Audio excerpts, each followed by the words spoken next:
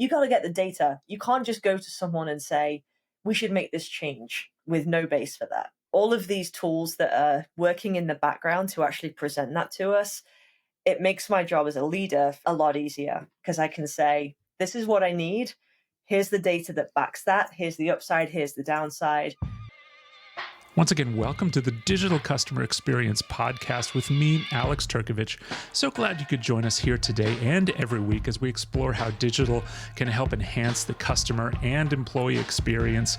My goal is to share what my guests and I have learned over the years so that you can get the insights that you need to evolve your own digital programs.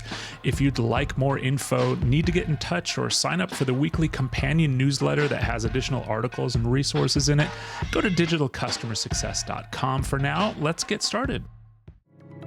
Greetings and welcome back to the Digital CX Podcast. I'm so glad that you could join me today and every week as we talk about all things digital in CS. This would be episode 78, and we are joined today by Nat Onions, who is VP of CX at Customer.io, which is a platform you're probably aware of or may have heard of in passing, but they're really focused on kind of email, push notifications, text messages, in-app messaging, automation, and webhooks for customer-facing motions. So very, very relevant, obviously. We definitely talk about that. In the show, we talk about maybe some, we get into some specifics about SMS specifically, because that's a topic that I've been kind of researching for my own usage recently. We also talk a little bit about, champion changes and the impacts of those. We spend some time also delving into gender equity as well, because that's a topic that, just equity in general is a topic that we've visited several times on the show, even though it has nothing to do with digital CS, but it has everything to do with digital CS. So anyway, I hope you enjoy this conversation with Nat Onions, because I sure did. Nat, I wanted to welcome you to the podcast. It's been a little bit coming, but I'm super excited that you're here. Yeah, me too. Thanks for having me. Yeah, for sure. I've seen you around, heard you on different places, and I was like, let's go. Let's talk a little bit about you. Let's talk about a little bit about Customer.io, which is where you're at, and your journey and all that kind of stuff. So I think we have some fun stuff to get into. Definitely. As you do a little bit of LinkedIn stalking, a little bit of research and stuff like that. And I noticed that your kind of first initial professional life was in like printing and kind of project management around that. What was that all about? Yeah, so that was a touch of nepotism. My father used to own one of the pretty big design and print studio in Nottingham. Oh, cool. And from the age of 6, it was child labor in a loving way, just helping him out there. And I loved it. I loved being there. And then as I got older, I wanted to still be involved, but in something that I was actually interested in and could potentially turn into a career. I never had any interest in taking it over from him. I was always set that I was going to make my own way and carve my own path. Yeah. But it was a great resume piece to have to actually get that experience. And it was far enough removed from his job as running the business that I had a boss that wasn't him. So that's how it all began, really. That's interesting. That's so cool. Were there any particularly memorable projects that came through, or anything kind of weird that you worked on? So one of the biggest things that we worked on there was we did a lot of printing for Carlsberg, the beer company. Oh. Yeah, pretty massive. And they, at the time, they may still be, but at the time they were sort of official beer of the World Cup and the Euro Cup, all the football, soccer stuff. And so I got to do a lot with that sort of stuff, keeping on track with what the designers were up to. And a lot of it was very last minute as well, of course, because a team wins or loses a match, and then we've got to get the posters ready in a 3 or 4 day turnaround to get them to the pubs ready for the next match, so they can start promoting it. So it was a lot. I think that's where I learned to thrive in chaos. Oh, yeah, is sure. right. Yeah. We're as ready as we can be to go. We await the word, and that gives us the final instructions, and then it is just go, go, go. Everything's got to be done in order, and that was pretty fun. I used to love those. Usually evenings would be when that was all happening. Right. I mean, I would imagine probably barely enough time to let the ink dry, right? Yeah, yeah. So it was fun, and I learned enough about just sort of design and layout and stuff to Mhm. just be able to put together really good professional looking documents. So Yeah. I'm in no way a designer, but it kind of taught me how important it is when you're sending a PDF to someone, whether it's confirming their contract or giving them a walkthrough of a concept, just really paying attention to detail there. So I learned a lot of stuff in that environment that I still carry forward Mhm. today.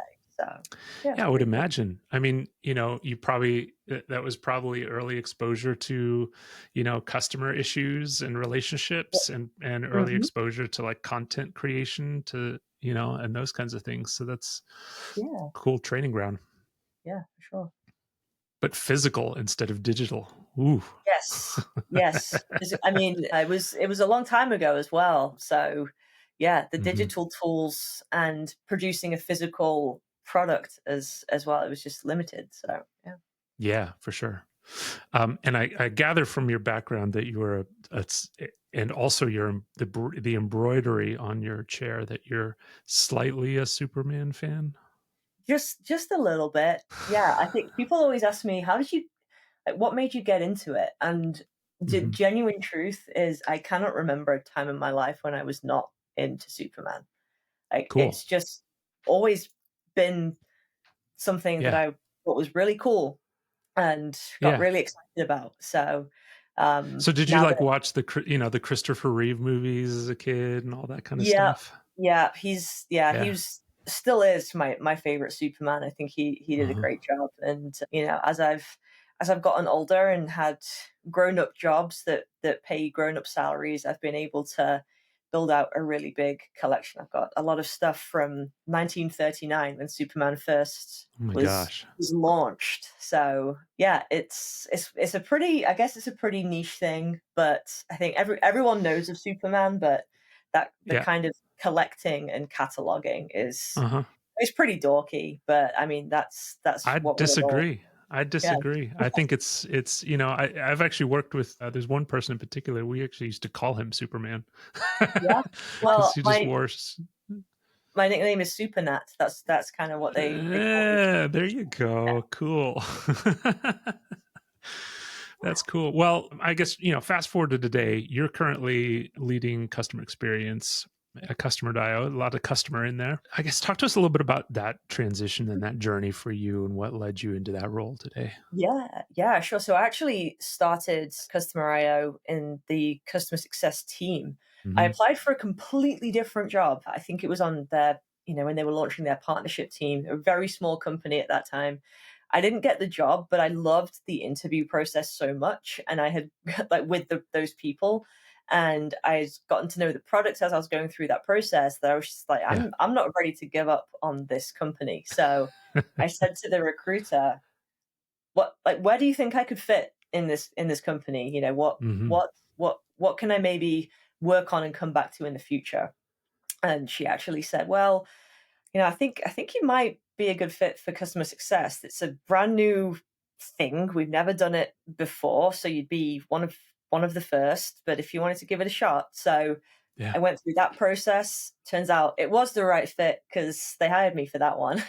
And so I started as one of three CSMs. We were the first ones in the door, and essentially kind of built out the CS program. Hmm. Um, I was a 35th person when I Wow. joined, and now we're 275 people. So Yeah. it was I think a relatively quick journey into management from being an individual contributor. Yeah, just sort of went through the sort of leadership and management ranks on the customer success team, and then eventually took over the technical support team as well. And then as our our customer base grew, and the company's goals pivoted and became more ambitious as well, we built out what is today an account management function. So Yeah. I've got those are the three sort of main branches that report into me, and I'm also responsible for our email deliverability program. Geez. Okay. That's Yeah, yeah. That's it's it's a a lot. yeah. That's enough. Healthy amount, healthy amount. But I got to say, um. I have a really great group Mhm. of leaders, directors, and managers that support me and keep me sane. So I'm well taken care of on that front. Yeah, yeah. Well, you have to. You have to. I've had conversations on this show with other, um, I guess, customer facing leaders of like customer success platforms or CX platforms or whatever you want to call it, platforms that serve the customer experience. Mhm. And most of them have expressed both gratitude, but also added pressure for having to essentially kind of be a role model for your customers on how to Mhm. run a customer org. Do you feel that? Yeah, I do feel that. It's something that I think it's always in the back of my mind that, Mm, we've got teams that are going out into the world and they're talking to our customers about, here's the right strategy to get your customers talking to you, and yeah. here's why we would recommend not over emailing them. And here's our recommended timeline for that type of campaign. Hmm. And I know that at the same time, we're using our own tool, but we've got our own program that has timelines and volumes and stuff, and it's kind of, we have to get that spot on, Yeah. otherwise our credibility can just plummet, because the customers will Right. be, well, I'm not enjoying the journey that I'm getting from you, so I Hmm. don't really feel like you're in a position to be advising me on what to do. Right. Yeah. Yeah. Yeah. It is always a small thing that runs through my mind, but I think it's also where we thrive, and that's Hmm. from management all the way down to our individual contributors, because they take so much pride in everything. It's Our customers ask us a lot, and we want to know the same. What are other people and other businesses like mine doing? And it's great when we can help people make those connections, but when a customer says, I really like these messages I'm getting from you, tell Hmm. me tell me what you've built there. That is when I see people just kind of like puff out their chest, and they're like glowing, because they know they had a hand in building that, and it's really Yeah. resonating. So I try to lean more into the positive of, Yeah. we feel really confident that we're doing something good, and we're continually iterating on it and making sure that it's still hitting the mark. And so we get to be really proud when somebody asks us for advice, or points out something that they've enjoyed in the content that we're delivering. Yeah. And I would imagine you've probably learned some things from your customers on, Mm. cool things that they're doing that you've implemented as a turnaround there. Oh yeah, absolutely. I mean, we've worked with some really, really smart people, whether that's on sort of, a growth marketing role, a content role, even the more, tech engineer type roles. The questions that they ask sometimes, or when we go into their accounts and see what they've built, sometimes it's just this really mind blowing, like, wow, that they did that on their own. We didn't tell them, they figured out this really Right. cool thing that they could have built. So yeah, having our customers create great things and share them with us, but also challenge us. Say, hey, I've got this great Hmm. idea. I'm not sure how to do it in the best way. Can you help me? Right. If there's a couple of missing pieces that we need to slide into place to make that possible, it's so motivating to go to a product team and say, hey, if we can make these small changes, this is the kind of use case it would unlock. That's what the product team loves to hear, and it's the kind of thing that gets CX really excited as well. Yeah. Absolutely. Yeah, that's so cool. Well, I do want to get into some of the specifics of what you guys are doing, digitally, but as you know, one of the things that I ask pretty much all of my guests is, if they had to describe what digital is to somebody that doesn't know anything about CX or CS or whatever. I'd be curious to know how you would describe it. Yeah, so I'd probably position it as the using this ever evolving toolbox of technologies that allow you to create a scalable experience for customers that's predictable and repeatable. And it's not Yeah. about replacing humans, it's about uh, creating a situation where you can apply the human touch at the time and place where the most value can be created. And Hmm. to get there, you need to create some operational efficiency with the help of digital tooling for that lower Yeah. hanging fruit. Totally. I love that. And you're absolutely right. Like you don't want your human capital wasting cycles on stupid stuff that can be automated or things that are repeated over and over and over again. You want them Exactly. focused And on driving value. right. And it can make the customer experience so much better as well. If a customer is reaching out and asking for something that is, the answer is just here is the link to this document, there is nothing that they gain from sitting in a support queue waiting for a human to Yeah, address that. If it right. can be automated and delivered to them based on, some keywords or some intelligent doc search, it unlocks them instantly. And, Hmm. I think that's where I think from folks maybe on the outside looking in that are a bit more skeptical about some of these automations, that they're receiving them all the time, and it does make for a better experience. It's so interesting that you it's not interesting. It's I think a normal thing that you put the qualifier of it's not here to replace humans in with that definition because I do it too. Most everybody I ask does it, and there's this kind of like human nature element of digital that makes us as a species, I think, immediately go towards, wow, this is going to replace me, and blah blah blah blah blah blah blah. And it's so interesting because all these tools are here to do is to make you the individual more efficient and give you the tools that you need so that you're not pulling your hair out getting ready for a QBR, or you're not pulling your hair out trying to get the context of the account when you're trying to solve a difficult support case and those kinds of things.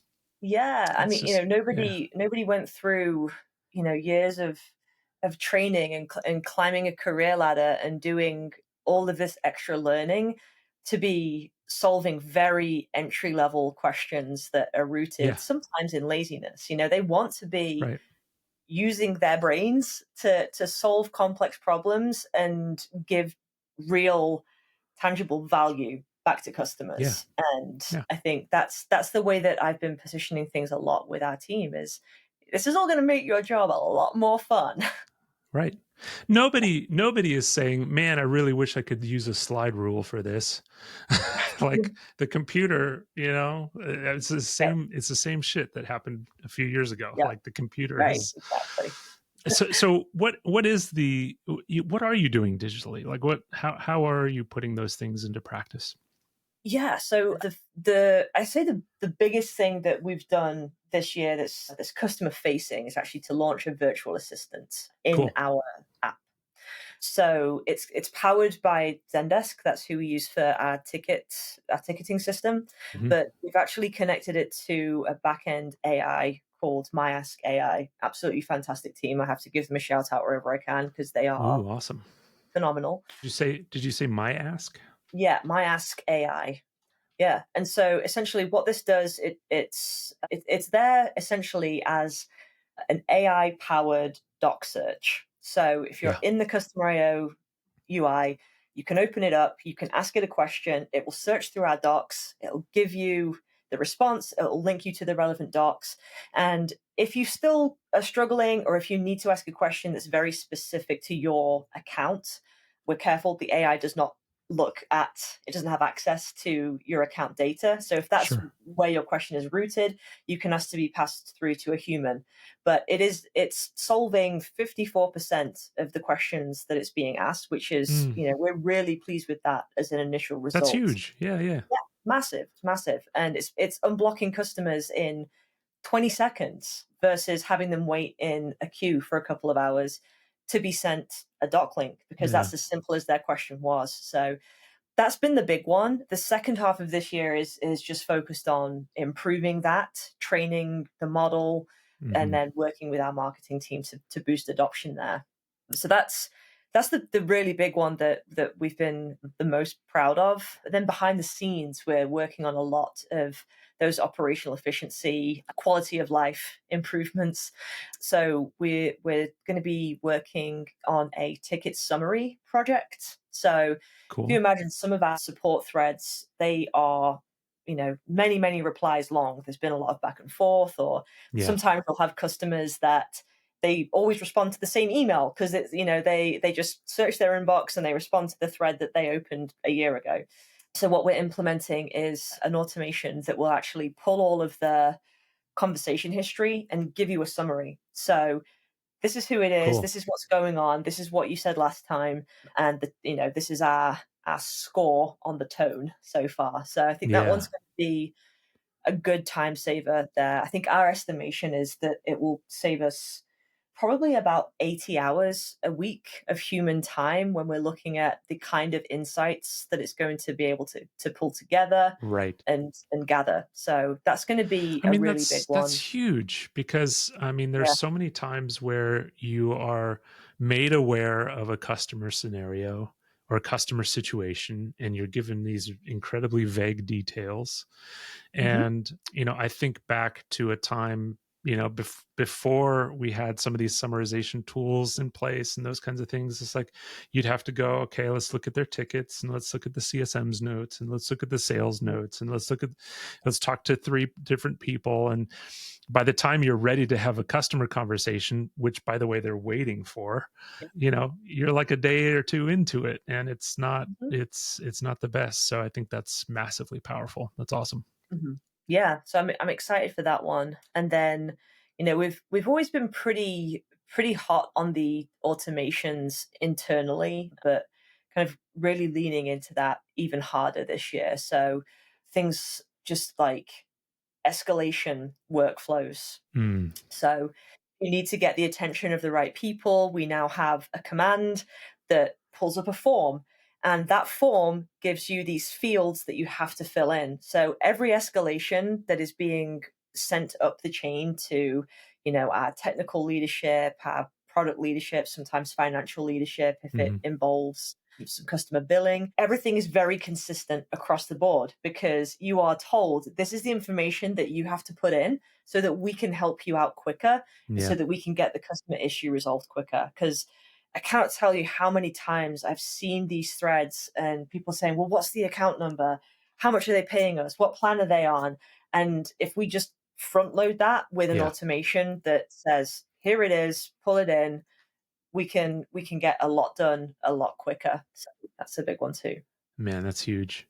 One of the things you said earlier about just summarization or something related to support, I ran across this tool recently, which is so cool.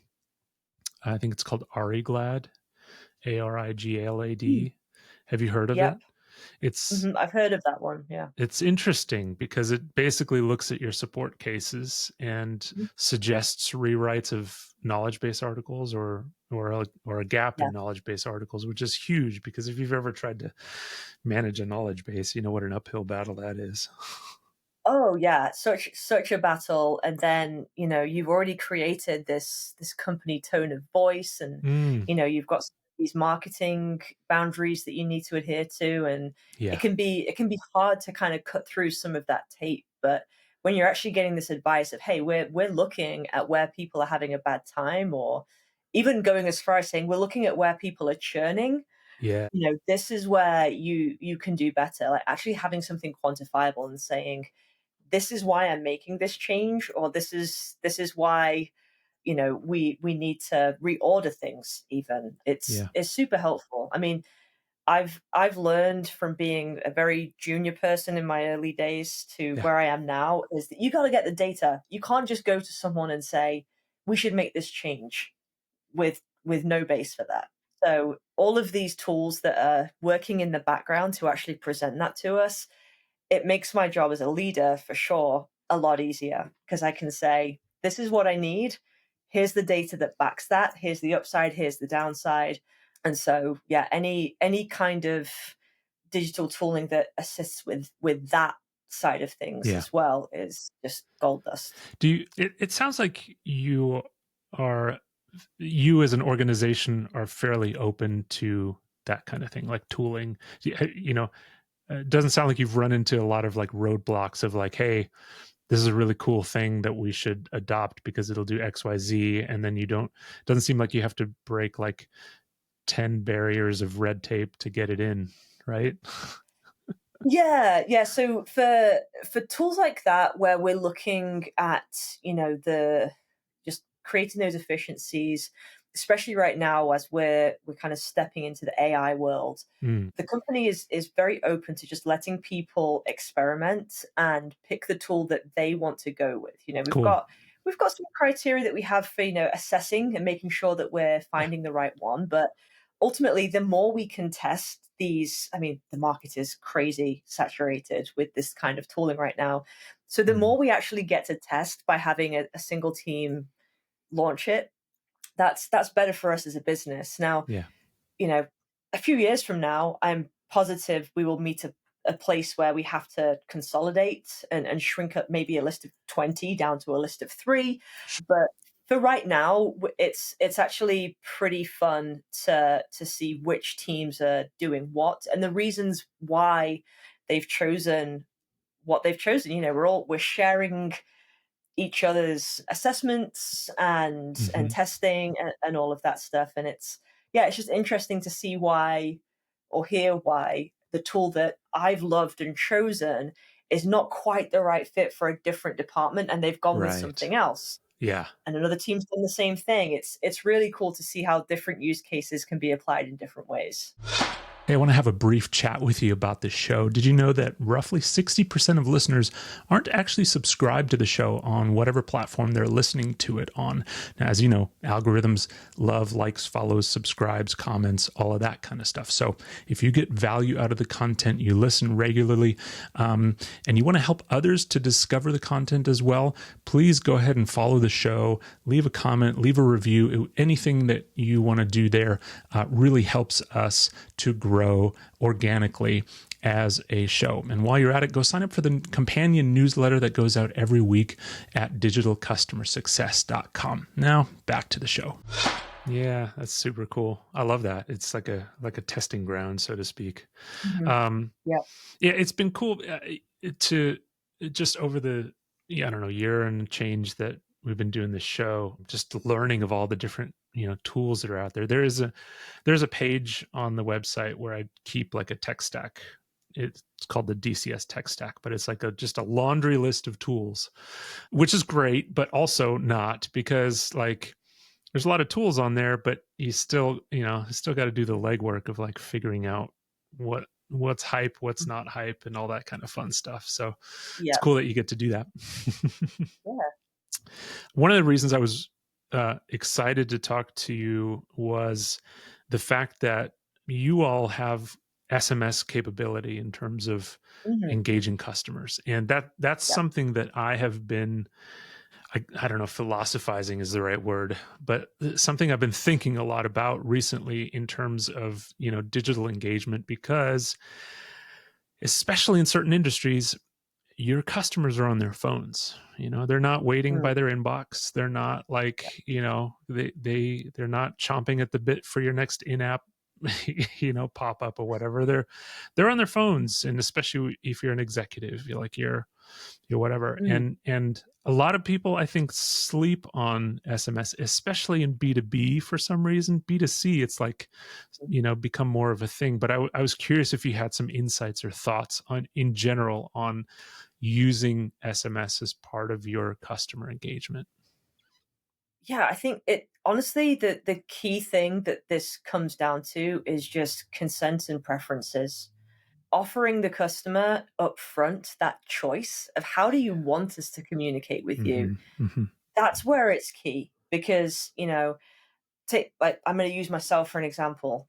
Love SMS and like you said, especially if the service that I'm being contacted from is an app on my phone. Right.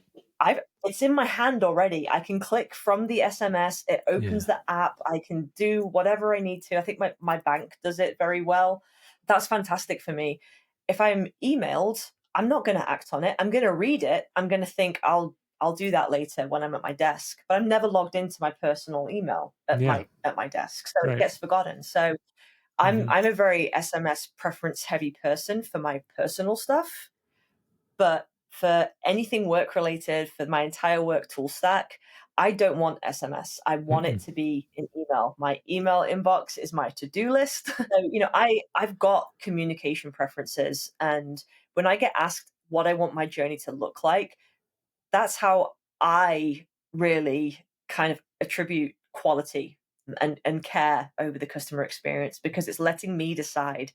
It's not somebody on the other side of it running the tool saying, I know how you want to be spoken to, and Mhm. so I'm going to choose to build the journey like this. I think that's just my core piece of advice is build a journey that lets people choose.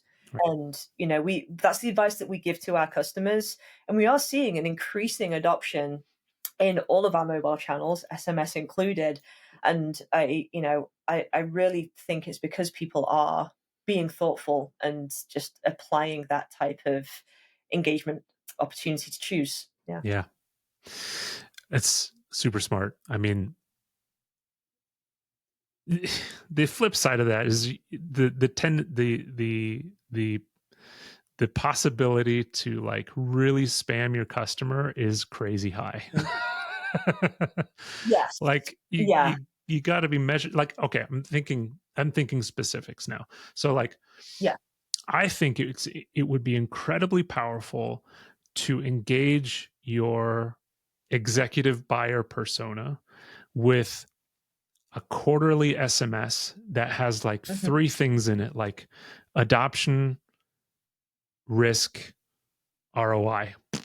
Done. Hmm. You know, it's like Yeah. super quick, concise. It's like the mini QBR so that maybe they don't have to have a QBR and you can Yeah. reserve the QBR for like, your admins and the folks that like need the engagement to have the technical engagement Hmm. to like help them unstick some stuff. I don't know what Hmm. like the per persona engagement on things like SMS. I think that's crazy powerful. Hmm. Yeah. And I think the one of the ways that I would think about it is just separating marketing from the more action based Yeah. or transactional is not quite the right word. I don't mean in the sense of like a commercial Sure, transaction, sure. but Yeah. if your marketing team has just gone through the QBR and their results have been delivered and whatever, send the exec buyer getting that follow up SMS. I think Mhm. that's a great example that you gave of like, yeah, that's value add. Probably just a bit of a quick win at the exec level so that they Mhm. can run it down. I love that idea. I think it's more of the marketing SMS, which is where it gets very risky. Yeah. Yeah, it's hairy and it's also it's tricky to track engagement there as well. Mm. So, Mhm. we're very good with email deliverability. We have an excellent email deliverability program because it's easy to see who's opening and where are they clicking Yep. and what are they doing with that email and setting up all of these filters. But it gets very difficult on the mobile front because Mhm. if someone has their notifications silenced, that gives a completely different engagement stat that can be a false read. And so Yeah. when you Yeah. so you don't have that same level of, hey, they're not responding to my marketing emails, they're not opening my marketing emails, so the system is set to stop sending. It's a different game when it comes to SMS. So it can be, like you said, easy to go down that spam rabbit Mhm. hole, and Mhm. that's when things get annoying and people get pissed off. And if you're the exec buyer, you're just going to say, I don't want this service anymore. Like Yeah. they clearly don't know what's going on in our business and who I am. And yeah, get rid of it. So yeah, the transactional value add, all about it. Yep. But marketing, got to be preference based. High risk, high reward. high risk, low Yeah. reward, maybe. Yeah, yeah, well, yeah, probably low reward with an asterisk Depends. Yeah, and like a lot more notes underneath. just don't F it up, basically. Right. Yeah, yeah. You were recently on Churn .fm with Mhm. Andrew, which is a great podcast. Yeah. I love listening to that show. And one of the things that you were talking about on that show was minimizing the impact of a champion change on an Mhm. account, because we all struggle with that. I mean, your champion leaves and the red flag immediately goes up because that's the person that you've built the relationship with and all that kind of stuff. And I was curious, you talked a lot on there about some of the playbooks that you have in place to kind of minimize the impact of that and whatnot. And Mhm. I was curious if your digital strategy informed that at all. Yeah, I think one of the things that really made us think about it is we use a platform called PlanHat as our customer success tool, and they have a feature that yeah it allows us to assign a backup CSM in that. So and Yeah. it's all fully automated. So if a CSM goes on PTO, if they're unexpectedly off sick, everything gets forced to their backup CSM so that we don't get in that situation where a customer's reaching out and the CSM, maybe they've, if they've gone off sick, they may not have turned their out of office on. Those communications from customers don't sit there; they go straight to the backup CSM. And so we were kind of, it's easy to do that by what we're doing is spreading the risk Yeah. basically. We're going from this system where there's a single point of failure in the CSM to having a backup there. Obviously we can't build a system of backups within a customer's business, but just that notion of spreading the risk is I think the move that we want to be making. And it's as simple as making friends with as many people as we can. So Right. we have our primary user, we have our champion, our power user, but hey, we'd love to see your head of product. Would you mind bringing them along to the QBR? We'd love to get their take on what we're doing. Or product person to product person. I'll bring my PM, you bring yours. Let's make some connections there. And then for our higher value accounts as well, I think we're really learning the value in adding an exec sponsor, Mhm. and not just when things are getting a bit hairy. Adding one right from the beginning, because there is a lot of power among the C-suite. And so, if our champion, someone that's, maybe a marketing director leaves and we're struggling to find the next person that we can work with, then Yeah. our CMO, who's the exec sponsor, can reach out to the CMO at the customer's company and say, hey, like really sorry to hear that so and so had left. We'd really appreciate it if you could introduce us to the rest of the team. So yeah, risk mitigation Yeah. by making as many friends as possible, Hmm. exec sponsors, and something that we're working on the account management front is getting a relationship with the procurement team. Oh, It's good. not going to be Yeah. frequent.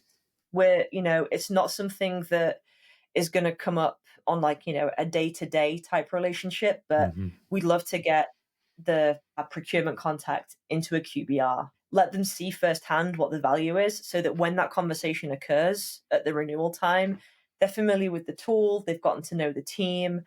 We do really fun QBRs, so they are probably already pretty warmed up to us. So yeah, not always an easy nut to crack on the procurement No. side, but there's just if you can get them on side early, Yeah. it's massive. I mean, as a champion of a platform myself, like Mm. I can't tell you how painful it is to have come renewal time to have to internally sell the tool to, the finance team and the procurement team and the support team and the Mhm. security teams. Like there's this whole freaking cycle of sales meetings internally. And so I love that Yeah. you're trying to make that bit a little bit easier by like being a known quantity. I love the notion of crashing team meetings as a Mhm. CSM or as a customer facing team. And I know, quite a few people who've started doing that a lot more of like, hey, can I be a fly on the wall on your meeting, or can I have 10 minutes or something like that to talk about Mhm. the new feature release? Or can I give you these 3 slides that you can use in your all hands or something like that? Like that's Yeah. so cool because it does, minimize risk, expose you to more people, so that invariably when your champion goes and gets a promotion or moves on to, another company or whatever, you still have that contact with the others.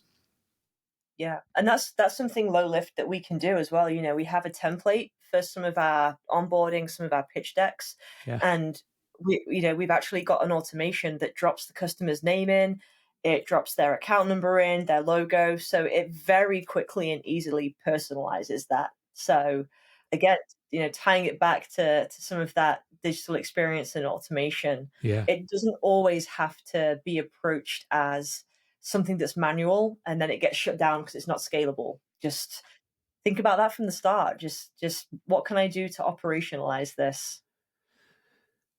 Okay, I'm going to bite because you mentioned the word QBR and fun in the same sentence. Um, so what's that all about? How are you? Well, okay, so I'm gonna be honest. We actually call them QSCs. We've tried to recoin the term. It's a QBR for all intents and purposes, but Hmm. we call it a quarterly success check-in. Awesome. Love it. Yep. So yeah, we've tried to shed that long held kind of like, oh no, QBR, that's a lot. But something that is an absolute staple in this, every single time we have some kind of product sneak peek. Hmm. And sometimes that's an exercise where we'll take customers through a series of, wireframes or designs and say, what resonates with you the most? Tell us about it. Let's do a little workshop for 10 minutes.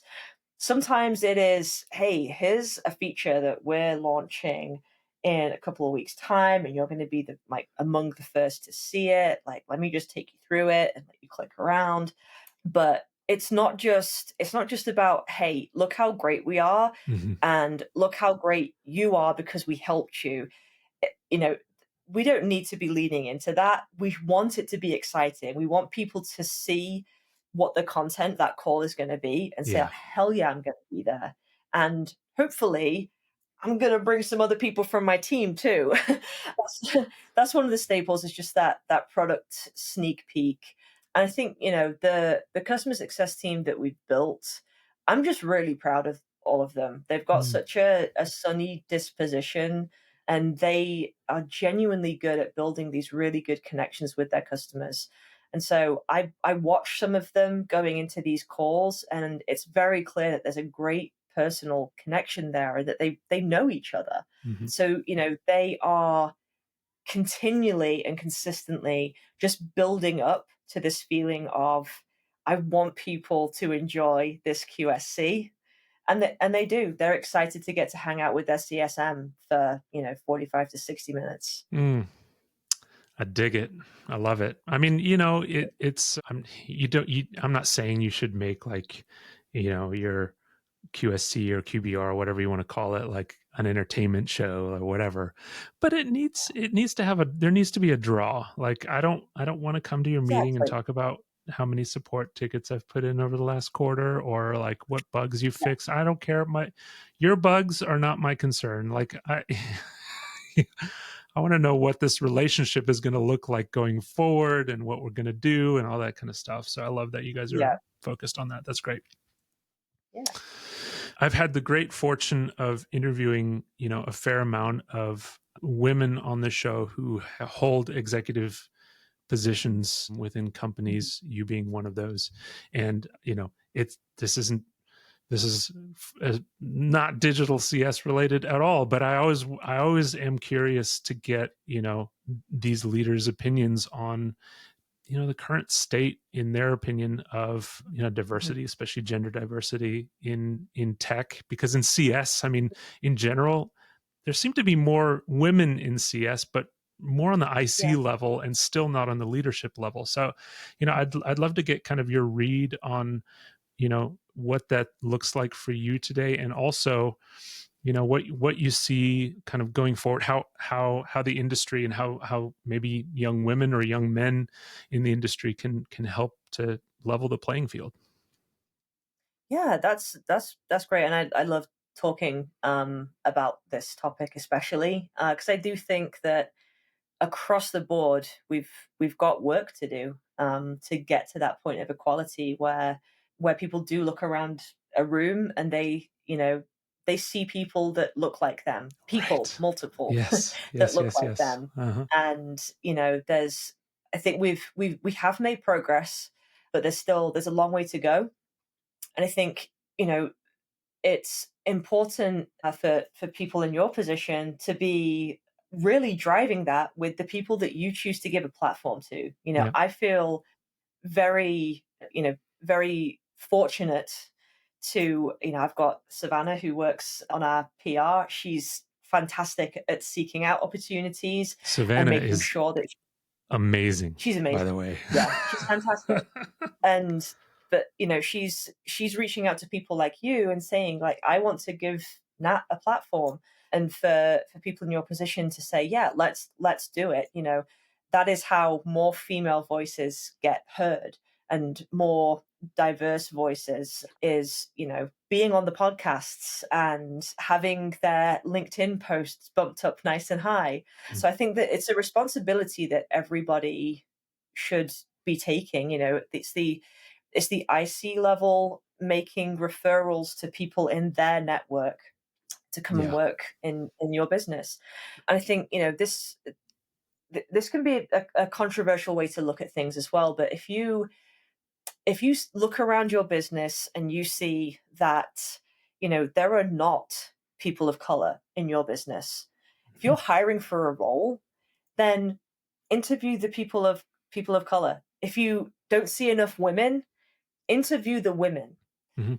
I think we're all striving to build a diverse hiring pool, but if you know you need more women in your business, seek out the women and make that the hiring pool. That's a great way to make sure that you're bringing women into the story and giving them that opportunity. So, Yeah. yeah, I think it's all just about being willing to step out and say, "Hey, I've got a voice and I'm going to use it for change," Mhm. and not sort of saying, "Well, there's nothing that I can really do about it." There's always Yeah. something that you can There's do. nothing worse than like complacency in this stuff. It's like, oh, it's just the way it is. And it's Mhm. like, no, no, Yeah. it's not at all, Yeah. And I mean, Mhm. some of the best teams I've been on have been the most diverse teams because you're getting viewpoints Mhm. from different places. You're getting different walks of life together, um, that bring kind of the collective emotional intelligence and the collective life experience of the team up. It raises the bar of the Mhm. conversations that you have in your day-to-day, work Yeah. life. And it's Absolutely. so fulfilling, those experiences. So I definitely hear you on that. Mhm. And that brings us to the point in our conversation where we are woefully short on time Yeah. because because we covered a lot of territory. We did. Yeah. Yeah, but to close out, I mean, a couple of things that I always like to ask is, first off, I'd love to know what's in your content diet. Like, what are you paying attention to? Mm. Books, podcasts, shows, blah blah blah. Yeah, so from sort of a personal development standpoint, I love the CCO Human Duct Tape Show. Yeah, That's where I want to be one day. I'd love to get that CCO title. So it's great, and it's entertaining as well because of the industry that our tool sits in, and what our primary bread and butter that we were built on. The hmm. email geeks community, phenomenal, Oh, really cool. really helpful group of people. Yeah. And I love the Crack the Customer Code Oh podcast yeah, as well. I think that's a really fun one. And then a book that I revisit probably like every 18 months or so. I'll read Five Dysfunctions of a Team. cool. Yeah, It's an oldie but a goodie. And every time I yep. sort of just need to be reminded of, everyone is facing very similar challenges, and just a little bit of a reminder of how to best tackle those. It's just a good read, and I love business books and business theory that are written as an actual Like a novel with a story. story. Yeah, hmm. Yeah, Yeah, it's the fun one. So yeah. yeah. I love that book because for me, anyway, that was kind of the first business book that I read that humanized being not quite okay at everything. It's like Yes, like yes, exactly. this is going to suck over here, and that's okay. But this is how we move through that, and this is how we embrace it. Yep, Yeah, I love that. exactly. And it's written around, a female CEO being Uh-huh. pulled in to come save the day. So I think it was written like 20 years ago or It was something. a while So ago. Is that yeah, so Lencioni? That's Lencioni, right? yes, that's Yes, right. yes, yes, Yeah, yes, yeah, yeah, yeah. it's the only, yeah. Oh, So that's it's a good one in today's climate, but I can imagine when it came out, it's like, "Ooh, okay, this is new." a little edgy, Yeah, maybe, but yeah, why? maybe. I don't know. Cool. Any shout outs you want to give that are doing, people that are doing cool things in digital or CX?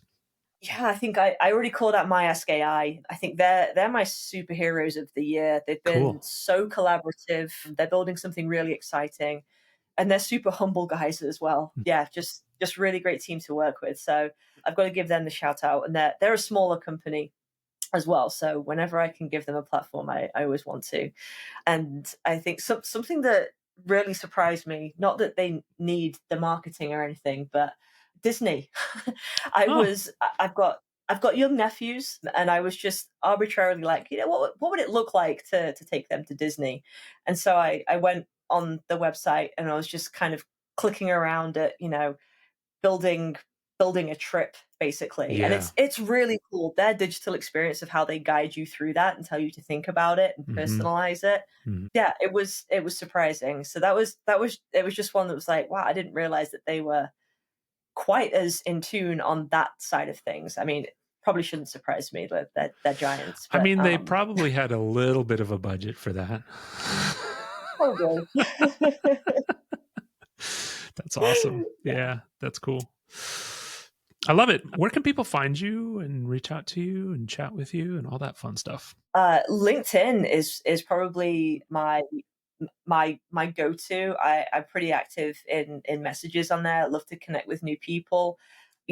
I'm also very open to jumping on a call and saying hello and exchanging some ideas with people as well. I've People have been very generous with their time towards me over Yeah. the course of my career. Mhm. I've been at the manager level, and I've had CXOs and CCOs who have been more than willing to just give me their thoughts and perspective. They didn't have to do that, Yeah. and so I want to try and pay it forward and give back as well. So yeah, LinkedIn is probably the best way, and yeah, any kind of Superman auction online, I'm usually there lurking to see if there's any hidden gems. So. Are you on the Superman front? Are you like into like the movie memorabilia or the comic books or like what do uh you have a favorite genre or area? I think like the comic books Hmm. mostly, and the earlier Christopher Reeve stuff. I've got a couple of signed Christopher Reeve things. It's just up Oh, on that's that shelf cool. there. Yeah, so I got a signed piece of Kryptonite and a photo Oh my there. I've got a god. couple of storyboards. I've got a piece of his cape.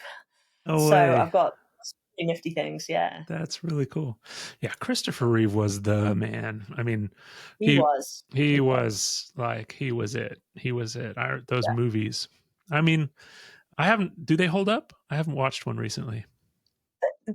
I mean, they do. It's a little cheesy, I guess, if you were to compare it to today's Yeah, I action mean the movie, special but that's effects what I for love about sure. it. It's all like all It's practical not all effects. about, like, the Yeah, effects and the destruction and the explosion. It was this this wholesome guy just doing yeah, doing good, yeah, and yeah. the challenge of, having 2 separate identities, That's but right. yeah. That's right.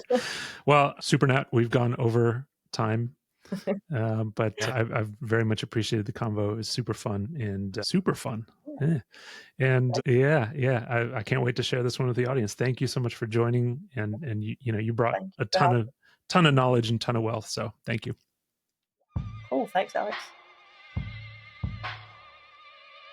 Thank you for joining me for this episode of the Digital CX Podcast. If you like what we're doing, consider leaving us a review on your podcast platform of choice. If you're watching on YouTube, leave a comment down below. It really helps us to grow and provide value to a broader audience. You can view the digital customer success definition word map and get more information about the show and some of the other things that we're doing at digitalcustomersuccess.com. This episode was edited by Lifetime Value Media, a media production company founded by our good mutual friend Dylan Young. Lifetime Value aims to serve the content, video, audio production needs of the CS and post-sale community. They're offering services at a steep discount for a limited time, so navigate to lifetimevaluemedia.com, go have a chat with Dylan, and make sure you mention the Digital CX Podcast sent you. I'm Alex Turkovich. Thanks so much for listening. We'll talk to you next week.